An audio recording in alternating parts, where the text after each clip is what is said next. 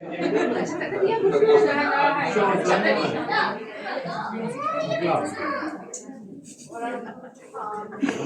Oh, pasal baju t-shirt tu. T-shirt dia sekarang. Okey. T-shirt dia sekarang, harga yang kita sebut tu anggaran. Kita tak tahu harga betul dia berapa lagi. Harga tu bagi saya harga tu subjektif. Kenapa? Isu paling besar sekarang ni, ramai tak setuju design.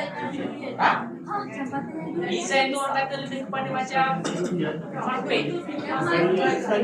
Design mana ni? Aku tak tahu mana Design yang bersempat. Sebab saya cadangkan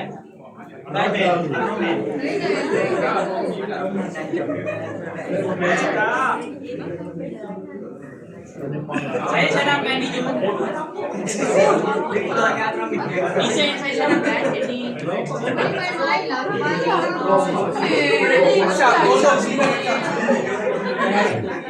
okey, macam ni.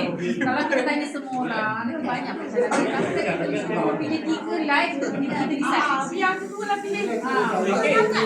boleh tapi kita boleh. Cuba lah dia.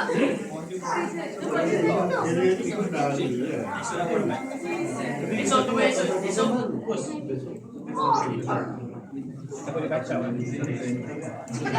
Kalau sebelum kita buat program, pakai masa ni Ramadan.